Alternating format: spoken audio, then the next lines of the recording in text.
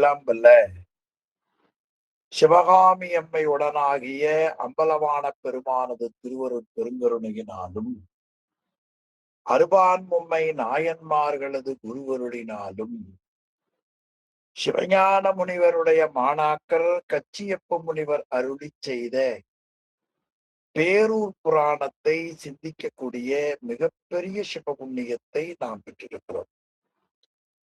பேரூர் புராணம் 36 திருப்படலங்களை கொண்டது. அந்த 36 திருப்படலங்களும் சேர்ந்து 2220 பாடல்கள் அமைய பெற்றிருக்கின்றன. ஆக 2220 பாடல்கள் கொண்ட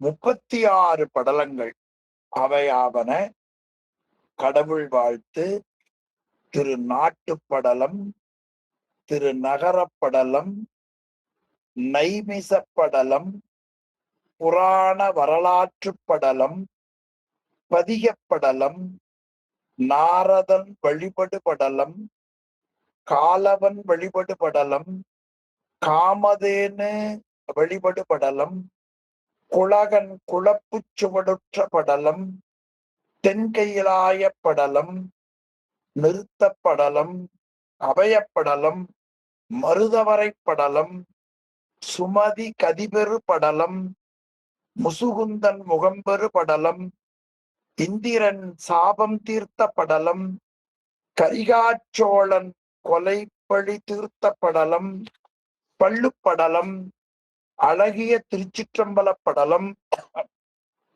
தீர்த்தப்படலம், விம்மிதப்படலம், வியாதன் கழுவாய் படலம், விசுவாமித்திரர் வரம்பெரு படலம், அந்தகன் அரசுபெரு படலம், தலவிசேட படலம், அங்கிரகன் கதிபெரு படலம், கௌரி தவம்புரி படலம், கௌரி திருமண படலம், தெய்வ யானை திருமண படலம், குசத்துவசன் வரம்பெரு படலம் என்று 31 படலங்களை இறைவனுடைய அளவற்ற கருணையினாலே நாம் சிந்தித்திருக்கிறோம். ரொம்ப அருமையான பகுதி.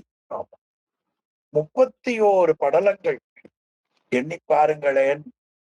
சுவாமியினுடைய கருணையினால இந்த படலங்களை நாம் சிந்தித்தோம். 32வது படலம் குலசேகரன் குட்டநோய் தீர்த்த படலம். இதான் நாம் இன்னைக்கு சிந்திக்க வேண்டிய அருமையான பகுதி.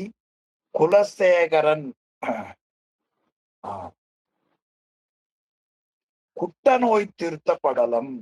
அதாவது நமக்கு வருகின்ற அந்த நோய்களில பல நோய்கள் சொல்லப்பெறுகின்றன. அதுல ஒன்றுதான் குட்டநோய் என்று சொல்லக்கூடிய ஒரு நோய். குலசேகர மன்னன் என்பவன் சேர நாட்டை ஆண்டு வந்தவன். அறநெறியில ஆட்சி செலுத்தி வந்த அந்த மன்னனுக்கு உடலில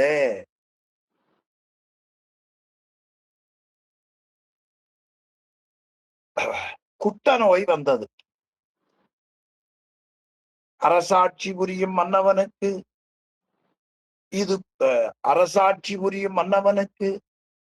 இது பொருந்தாது என கருதிய அரசன் மருத்துவர்களை அழைத்து நோய் நீக்கத்திற்கு ஆவண செய்ய வேண்டும் என்று மருத்துவரை பார்த்து கேட்டுக்கொண்டார். மருத்துவர்கள் இந்த குட்டநோய் நீங்கும் பொருட்டு பல்வேறு வகையான மருந்துகளை கொடுத்தார்கள். ஆனால் நோயின் தாக்கம் குறையவே இல்லை. அயல் நாட்டு மன்னர்களும் அங்குள்ள மருத்துவர்களை அனுப்பி வைத்தார்கள். அந்த மருத்துவர்கள் எல்லாம் வந்து அந்த நோய் மன்னனை விட்டு நீங்க பலவிதமான மருத்துவ சிகிச்சை செய்தார்கள். ஆனால் எந்த மருந்தும் குட்ட நோயை நீக்கவே இல்லை. எனவே குலசேகர மன்னன் மருந்து உண்பதை நிறுத்திவிட்டான். அதனால் அந்த குட்ட நோயின் தாக்கம் அரசன் உடம்பில் மிகுதியாயிற்று. மருந்துகளால் தீராத இந்த நோய் அறம் செய்தால் தீரும் என கருதி நல்ல அறங்கள் பலவற்றை செய்தார். சிவபெருமான் எழுந்தருளியுள்ள தலங்கள் பலவற்றையும் பக்தியோடு வணங்கினார். அதனால் நோய் மிகாமலும் குறையாமலும் ஒரே நிலையில் இருந்தது. ஆண்டுதோறும் தலங்களுக்கு சென்று வணங்கினார். ராமேஸ்வரம் சென்று ராமநாத பெருமானை வணங்கி திரும்பினார். அப்படி வருகிற பொழுது நாரத முனிவரை முன்புசை தவத்தால் எதிரே கண்டார். தனக்கு இருக்கிற நோய் நீங்க நாரத பெருமானை வணங்கி தாங்கள் அருள் புரிய வேண்டும் என்று விண்ணப்பித்துக் கொண்டார். மன்னவனே, இந்த பூலோகத்தில் பேரூர் என்ற ஒரு திருத்தலம் உண்டு.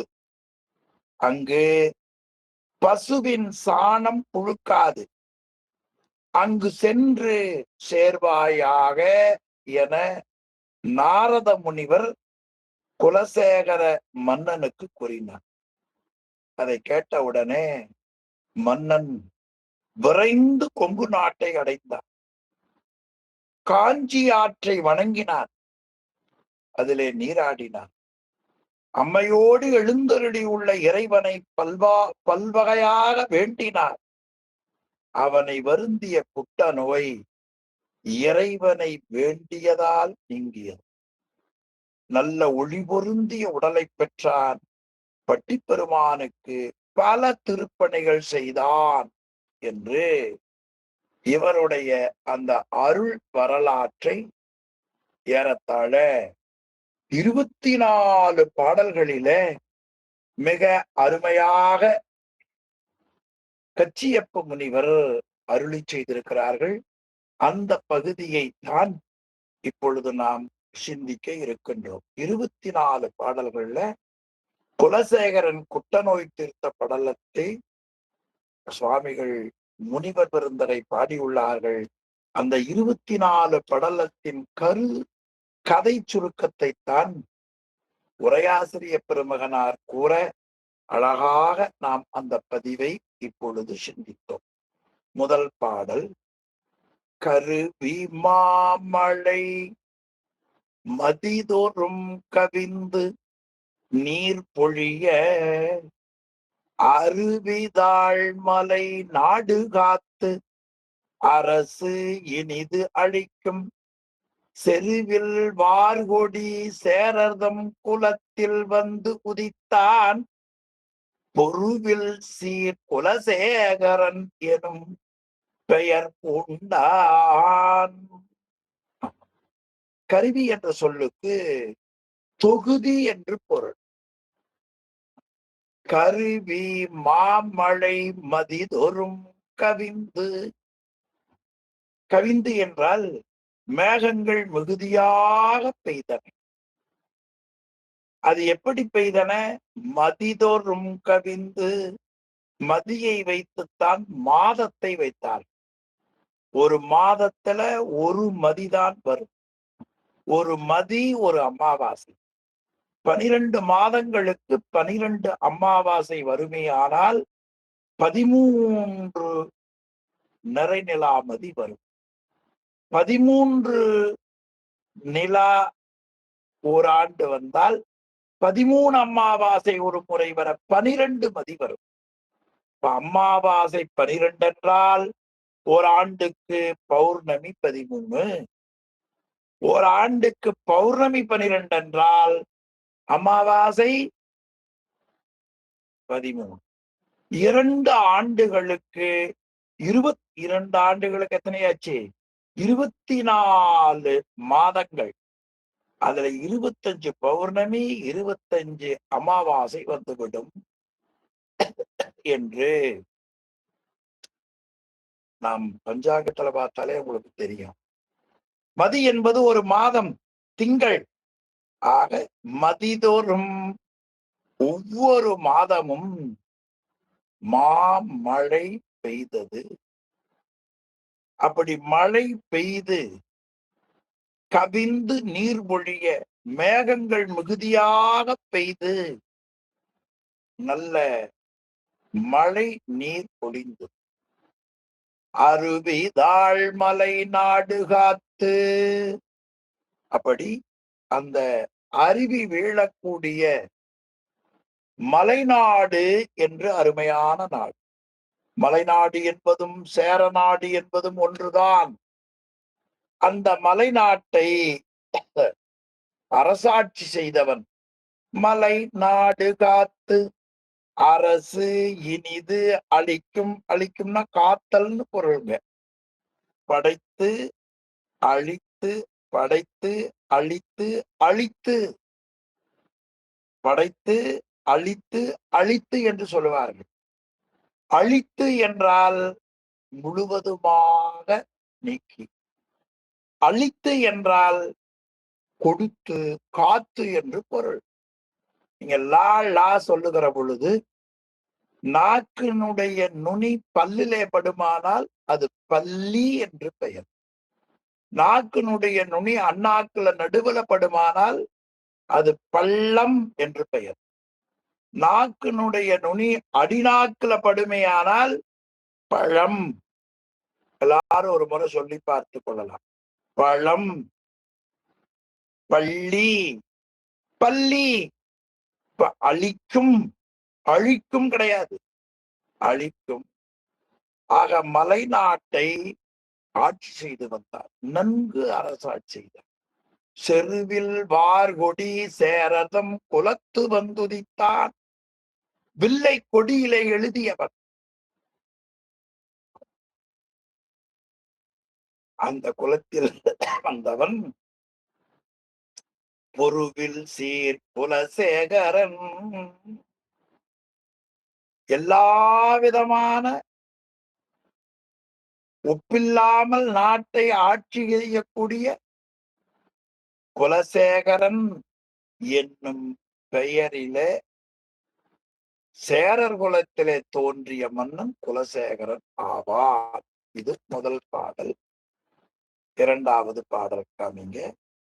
மரங்கிடந்தொழிர் ஒன்னலர் மணிமுடி வணக்கி அறம் கிடந்து ஒளிர் மனத்தினான் அரசு செய்திடு நாள் நிறம் கிடந்து ஒளிர் ஆக்கையின் நிறை எழில் அழிக்கும் திறங்கிடந்து ஒளிர் குட்ட நோய் சிவனியது அவர்க்கே. மரங்கிடந்தொழிர் பொன்னலர்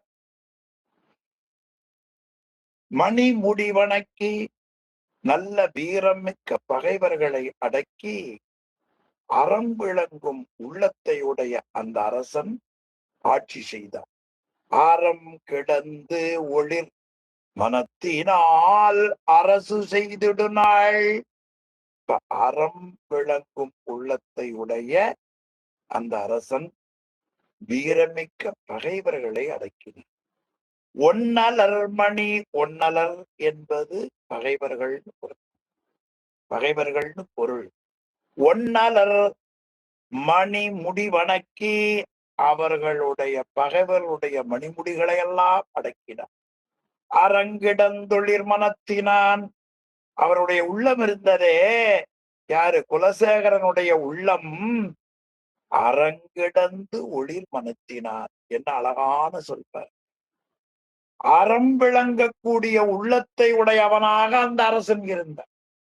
நமக்கு என்ன மனம் அப்படியா இருக்கிறது? ஆக மன்னனுடைய மனத்தை கச்சிய முனிவர் காட்டுகிறார். குலசேகரனுடைய மனம் எப்படி கிடந்தது? அரங்கிடந்தொழிர் மனத்தினான் அரசு செய்திடு நாள். அந்த அறம் விளங்கும் உள்ளத்தை உடைய குலசேகரன் நல்ல முறையிலே ஆட்சி செய்தார். நிறங்கிடந்தொழிற் ஆக்கையும் அப்படி அரசு செய்கின்ற காலத்தில நிறம் கிடந்து ஒளிர் ஆக்கை, அழகான உடல். அந்த அழகான உடல் என்பதை எங்க காட்டுகிறார்? நிறம் கிடந்து ஒளிர் ஆக்கையின் நிறை எழில் அளிக்கும். அந்த அழகான உடம்பினுடைய அழகை கெடுக்கும். திறம் கிடந்து ஒளிர், அந்த உடம்பிலே பொருந்திய வலிமையுடைய குட்ட நோய் சிவனியது அவர்க்கே. குட்ட நோய் அந்த மன்னனுக்கு பொருந்தியது. இந்த பாடலில தன் வீரத்தினால் வீரமிக்க பகைவர்களை அடக்கினார். மேலும் அறம் விளங்கும் உள்ளத்தை உடைய காரணத்தினால் ஒன்னலனுடைய மணிமுடியை வணங்கினார். வீரம் மட்டும் வீரமிக்க பகைவர்களை அடக்கி அறம் விளங்கும் உள்ளத்தோடு அரசாட்சி புரிந்தார். அறம் விளங்கும் உள்ளத்தோடு அரசாட்சி புரிந்த காரணத்தினால் வீரமிக்க பகைவர்களை அடக்கக்கூடிய ஆற்றலை பெற்றான் என்றும் நாம் எண்ணுவதற்கு இடம் உண்டு. அப்படி அறம் முறையிலே அரசு செய்கிற காலம், எந்த முறையிலே ஒரு மன்னன் அரசாட்சி செய்ய வேண்டும் என்பதை தெய்வ சேக்கிழார் பெருமான் அனவாய சக்கரவர்த்தியினுடைய அரசவையிலே அவர் தலைமை அமைச்சராக இருந்தார். அதனால் மன்னன் எப்படி நாட்டை ஆள வேண்டும் என்பதை பெரிய புராணத்துல காட்டுகிறார். மாநிலம் காவலன் ஆவான், மண்ணுயிர் காக்கும் காலை. மாநிலம் காவலனாவான், மண்ணுயிர் காக்கும் காலை. நான் பெரிய புராணத்தில இருந்து ஒரு பாடலை உங்களுக்கு நான் நினைவூட்டுகிறேன். மாநிலம் காவலனாவான், மண்ணுயிர் காக்கும் காலை. தான் தனக்கு இடையூறு, தன்னால் தன் பரிசனத்தால் யாரார்னால அந்த இடையூறு வரக்கூடாது என்பதை ரொம்ப அருமையா காட்டு. மாநிலம் காவலனாவான், அப்படி மாநிலத்தை அவன் காவல் செய்கிற பொழுது எந்த முறையிலே காக்க வேண்டும் என்பதை அருமையா ஒரு பாடலில தெய்வ சேக்கிழார் பெருமான் காட்டு. மாநிலம் காவலனாவான், மண்ணுயிர் காக்கும் காலை. தான் தனக்கு இடையூறு, தன்னால் தன் பரிசனத்தால். ஊனமிகு கள்வர் தம்மால், ஊனமிகு கள்வர் தம்மால் ஆனபயம் நீத்து அறங்காப்பான் அல்லனோ. மாநிலம் காக்கக்கூடியவன் எப்படி அவன் இந்த மாநிலத்தை காக்க வேண்டும் என்று அது அமைச்சருடைய வாயிலேயே சேக்கிழார் அழகுபட காட்டியிருப்பதை பார். மாநிலம் காவலனாவான், மண்ணுயிர் காக்கும் காலை. தான் தனக்கிடையூறு, தன்னால் தன் பரிசனத்தால். ஊனமிகு பகைத்தரத்தால், கள்வரால் உயிர்கள் தம்மால். ஆனபயம் ஐந்தும் நீத்து அறங்காப்பான் அல்லனோ.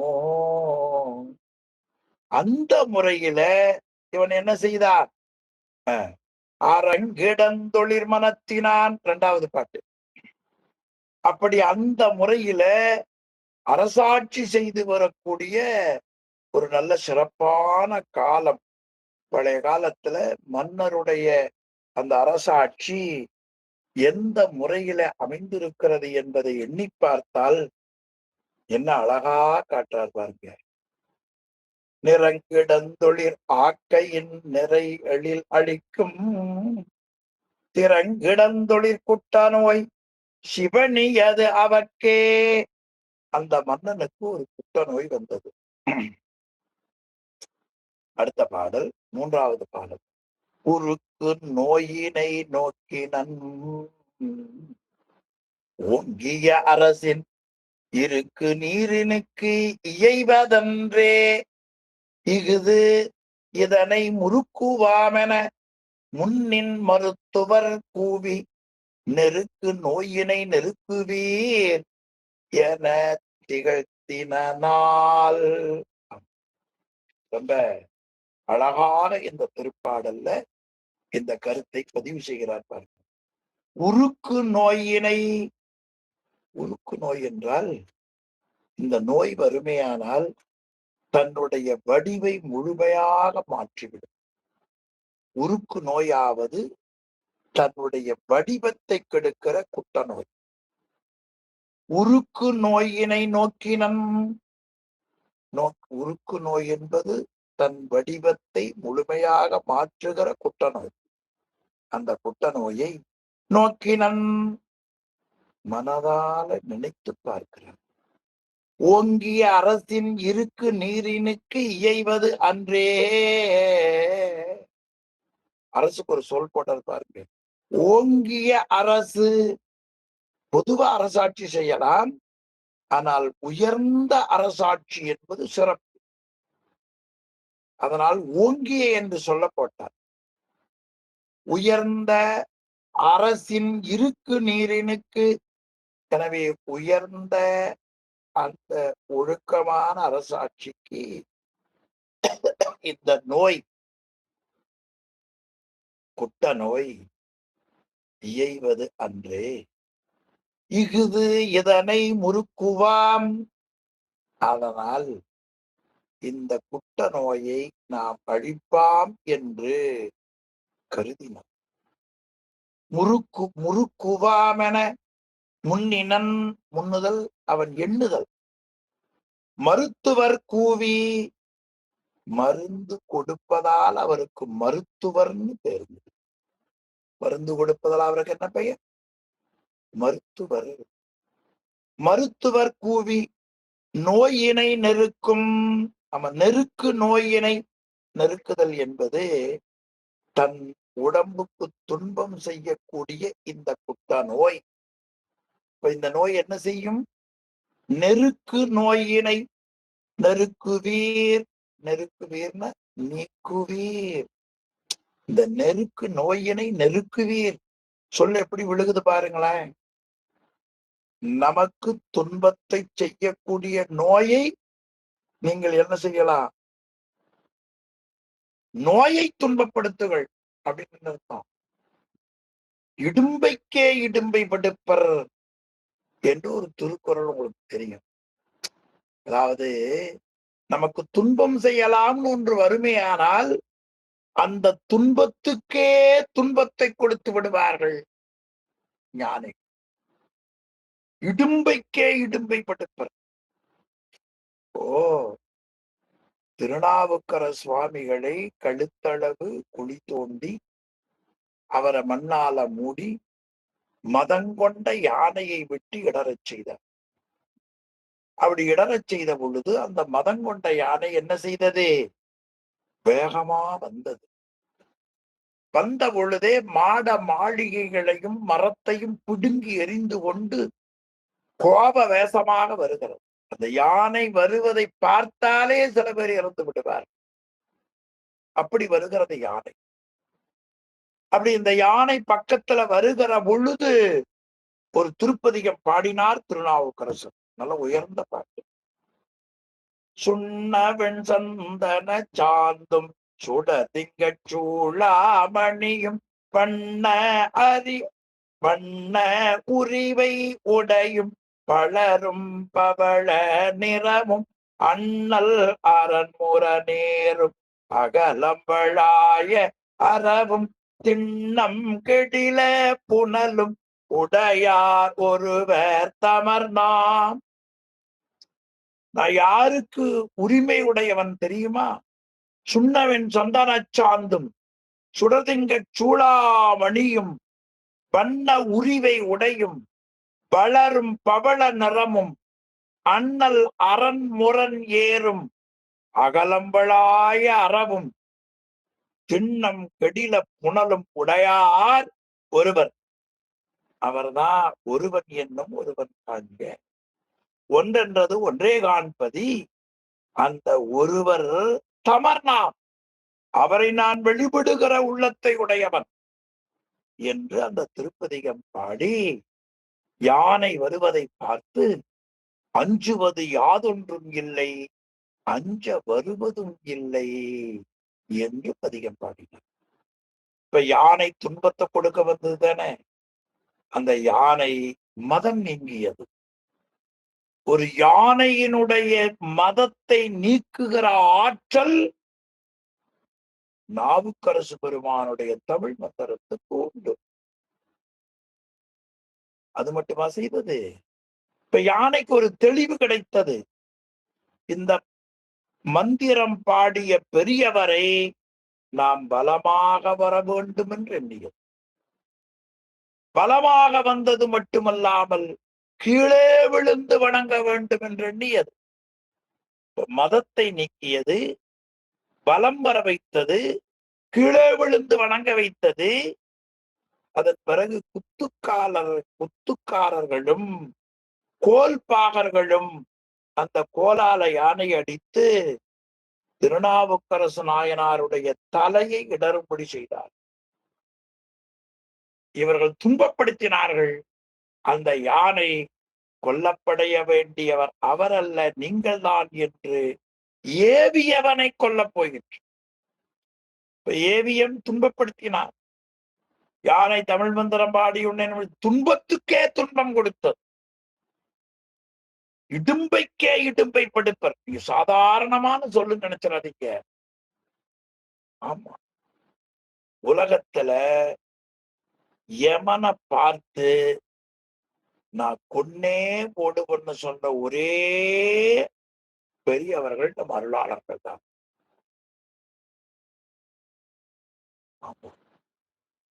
அருணகிரிநாதர் ஒரு பாடல்ல காட்டுகிறார், இந்த யமன் பக்கத்துல வருவானே ஆனால் அவனை வெட்டி புறங்கண்டலாது விடேன் என்று ஒரு திருப்பாடல். இன்றைக்கா இருந்தா அருணகிரிநாதர் அவரை வெட்டி விடுவதா சொல்லி ஒரு கேஸ் போட்டுவார்.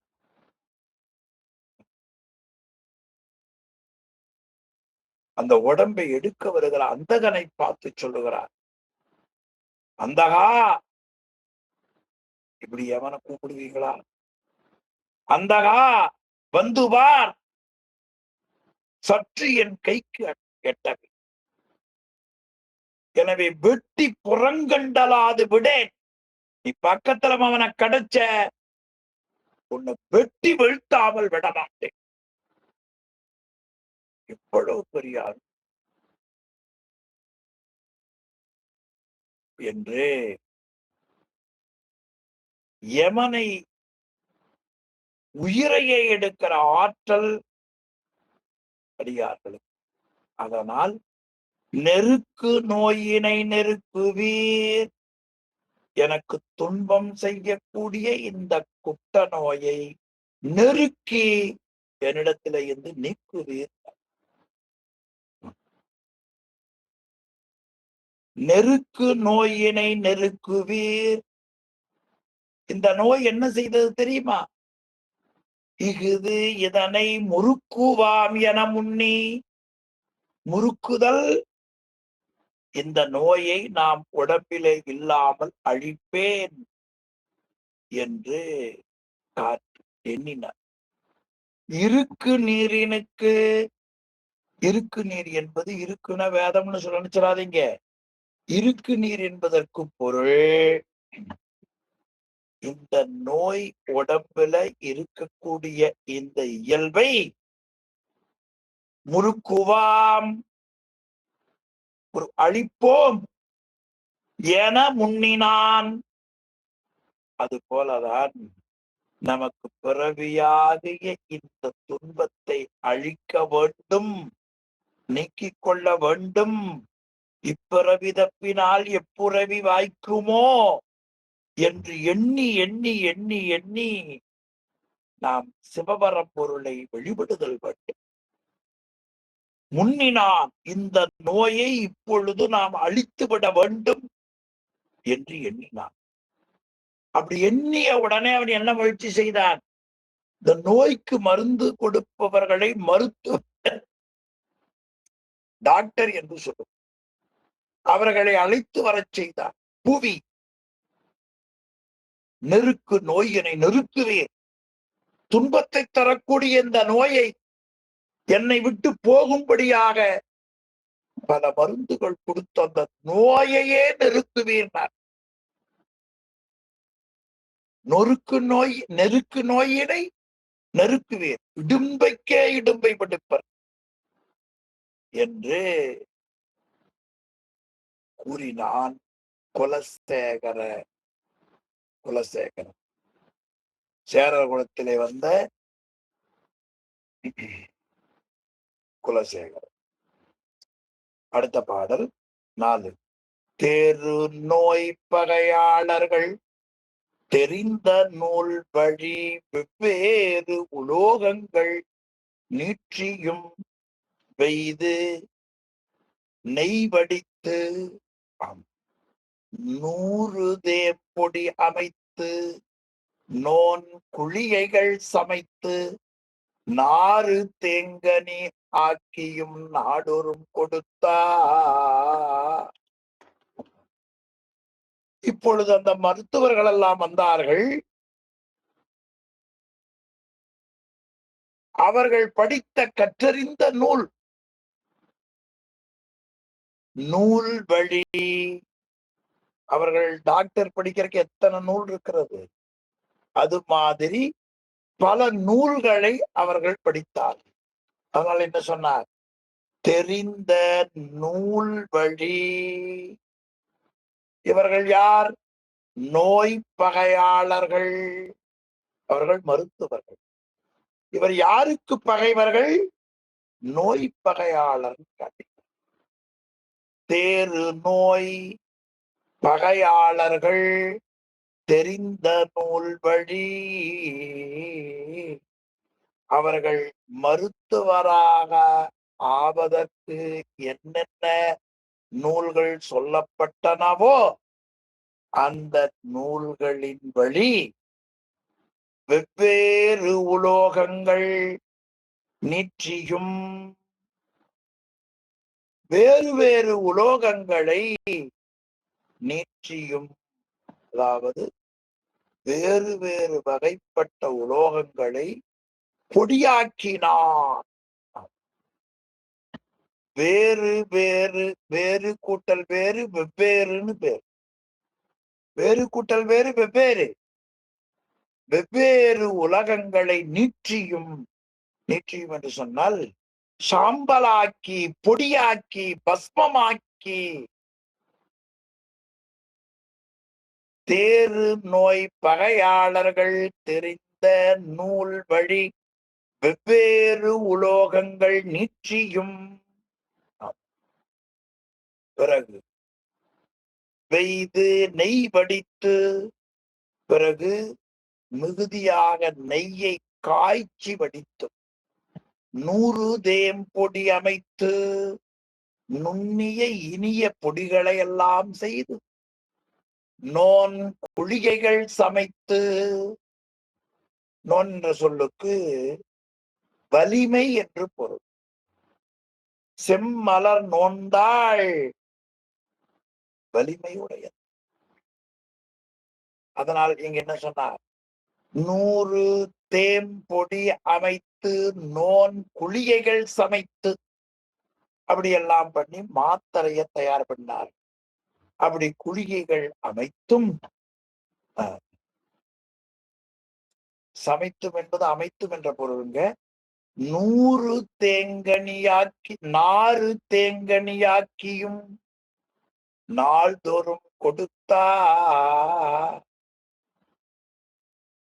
100 தேம்பொடி அமைத்து நோன் குளிகைகள் சமைத்து.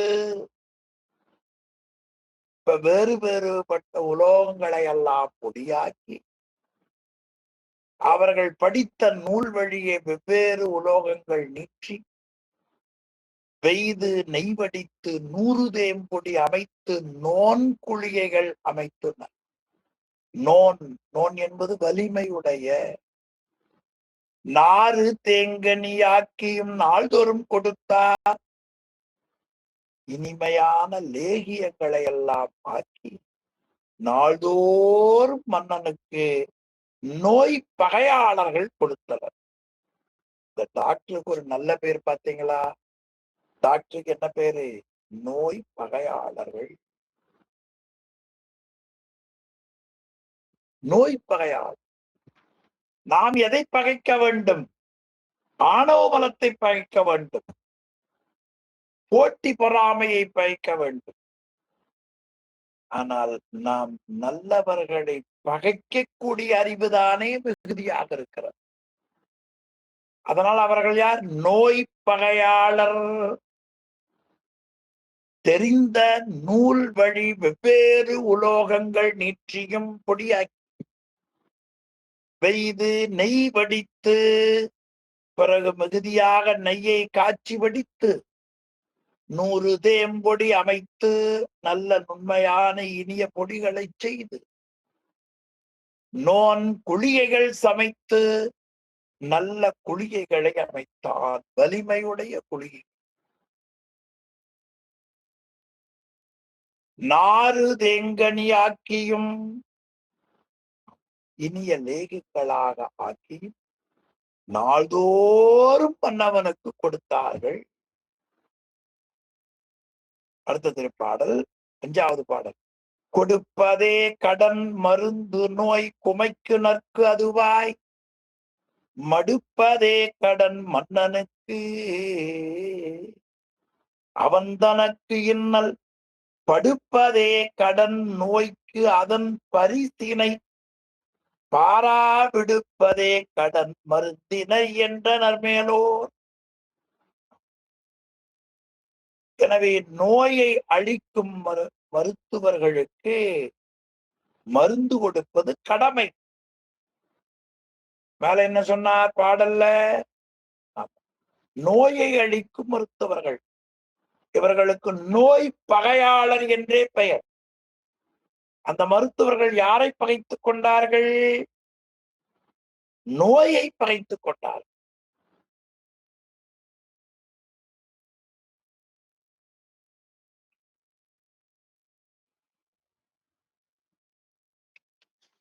அதனால் மருத்துவரை நோய் பகையாளர். அவர்கள் நோயை அழிக்கக்கூடிய நோய்க்கு பகையாளர்கள் அந்த மருத்துவர்கள்.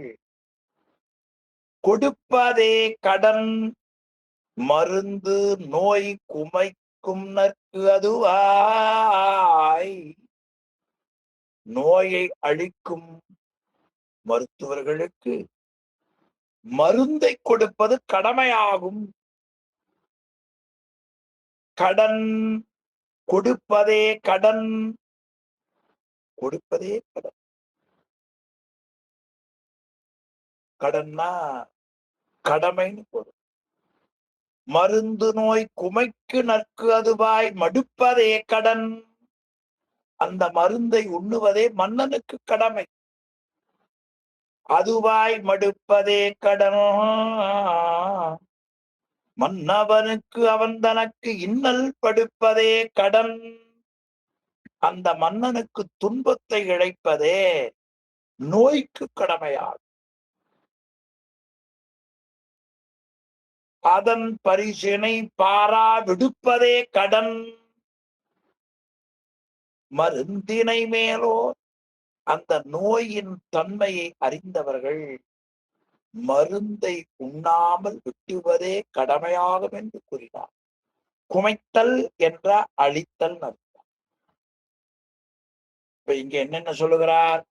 கொடுப்பதே கடன். ஒரு கடன் ஆச்சு. மருந்து நோய் குமைக்குனர்க்கு அதுவாய் மடுப்பதே கடன். மன்னனுக்கு அவன் தனக்கு இன்னல் படுப்பதே கடன். நோய்க்கு அதன் பரிசனை பாரா விடுப்பதே கடன். விடுப்பதே கடன். இந்த பாடல்ல பாருங்க, கொடுப்பதே அப்புறம் கடன் வருதா, மடுப்பதே அப்புறம் கடன் வருதா, படுப்பதே அப்புறம் கடன் வருகிறதா, விடுப்பதே கடன்.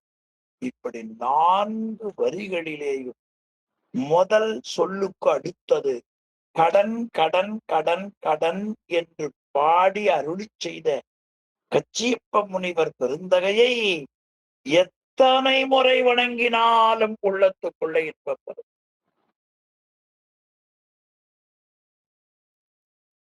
நோயை அழிப்பதற்கு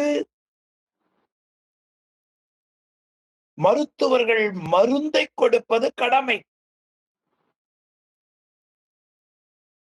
மன்னனுக்கு அவன் தனக்கும் இன்னல் படுப்பதே கடன்.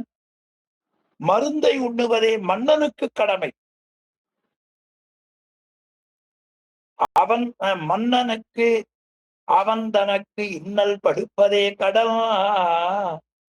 அந்த மன்னனுக்கு துன்பத்தை இழைப்பதே நோய்க்கு கடமையா.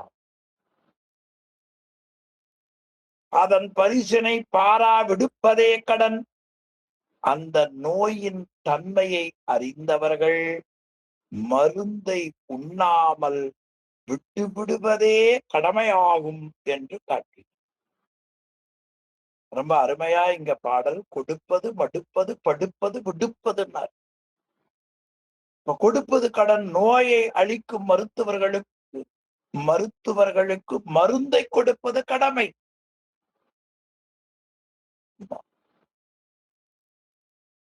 மருந்து நோய் குமைக்குனர்க்கு அதுவாய் மடுப்பதே கடன். அந்த மருந்தை உண்ணுவதே மன்னனுக்கு கடமை. மன்னனுக்கு அவன் தனக்கு இன்னல் படுப்பதே கடன். எனவே அந்த மன்னனுக்கு துன்பத்தை இழைப்பதே நோய்க்கு கடமையாகும்.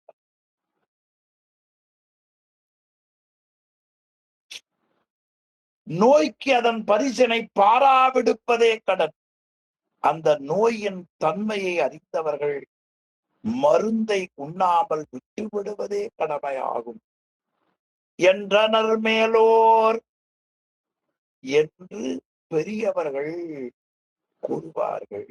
என்ன அருமையா கொண்டு போய் அந்த நோயின் தன்மையை அறிந்த பெரியவர்கள் இப்படி கொடுப்பதே கடன். மருந்து நோய் குமைக்குனர்க்கு அதுவாய் மடுப்பதே கடன். மன்னனுக்கு அவன் தனக்கின்னால் படுப்பதே கடன்.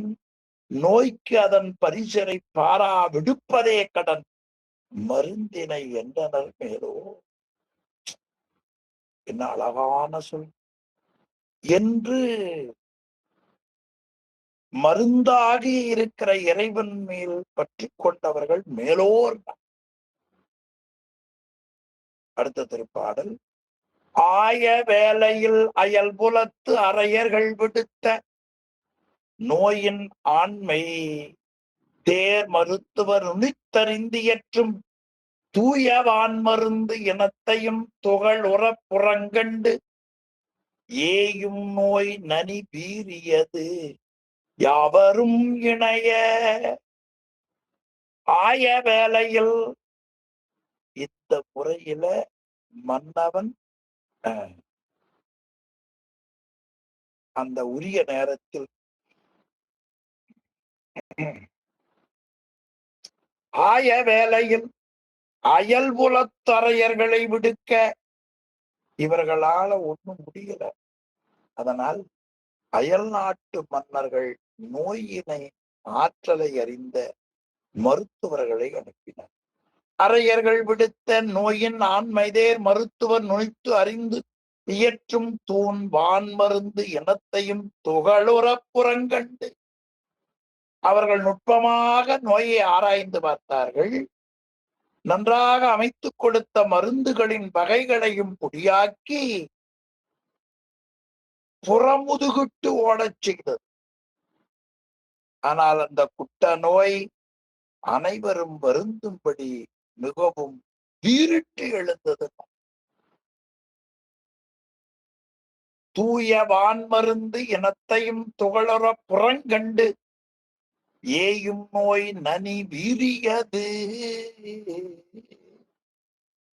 அந்த நோய் இருக்கிறதே எல்லோரும் வருந்தும்படியாக மிகவும் வீறிட்டு எழுந்தது. வீரியது யாவரும் இணைய.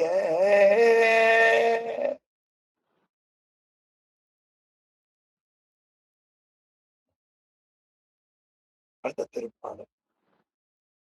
என்னை கூறுமாறு இருநில மருந்தனை எடுத்து சொன்ன யாவையும் தொகுத்த நூல் முறையின் வாய்மடுத்தான் கொன்னும் வான் மருந்தானும் வெவ்வேறு நோய் குனிப்ப மண்ணும் வாடினன் மருந்து வேண்டா என விடுத்தான்.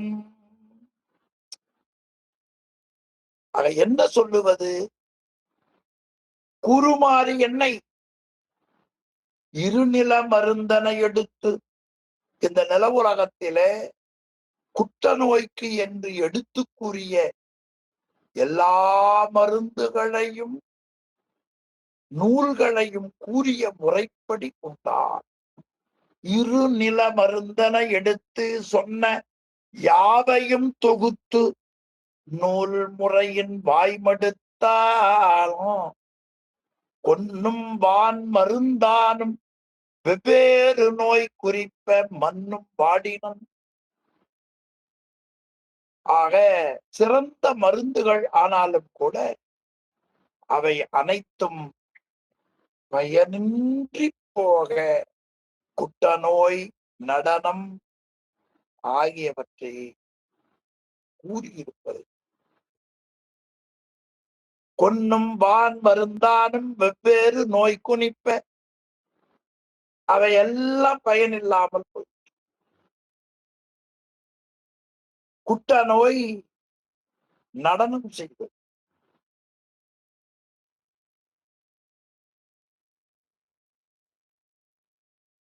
மன்னனும் மிகவும் வருந்தி இதற்கு மேல மருந்துகள் வேண்டாம் என்று வெறுத்து மருந்துகளை விட்டுவிட்டார். கொன்னும் வான் மருந்து, மூணாவது வரி பார்க்க. கொன்னும் வான் மருந்து. வான் என்பது பெருமையான உயர்வான பொறுமையாக பெருமையோடு பொருந்திய மருந்துகள் பலவற்றை உண்ட பொழுது அவற்றால் வெவ்வேறு நோய் மிக்கது என்று காட்டுகிறார். ரொம்ப அருமையான பகுதி.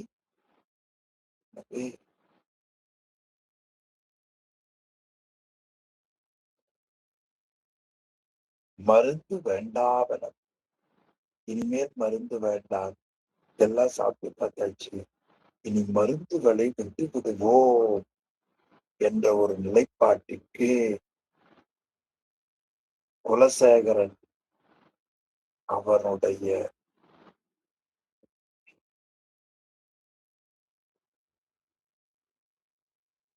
உள்ளத்திலே இருந்த வெளிப்பட்ட அந்த குட்டநோய் எல்லா மருந்துகள், சிறந்த மருந்துகள் எப்படி பலவாக பார்த்து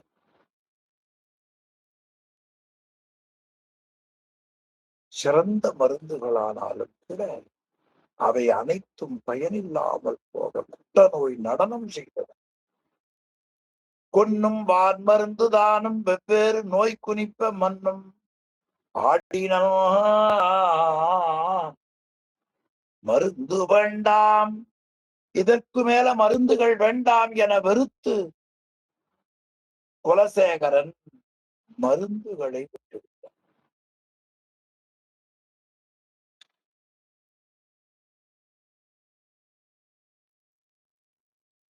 அப்படி மருந்து வேண்டாம் என விடுத்தான், மருந்துகளை விட்டுவிட்டான் என்கிற பகுதியிலே நாம் இன்றைய வகுப்பை நிறைவு செய்வோம்.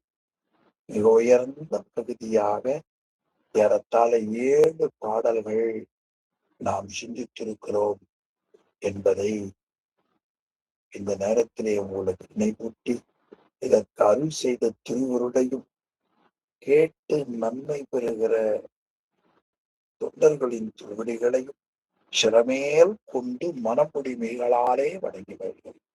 சிவாய நம. ஐயா ஓதுவமூர்த்தி ஐயா வகுப்பை நிறைவு செய்தார்கள் ஐயா. ஐயா சிவாயம் ஐயா. சிற்றம்பலம்.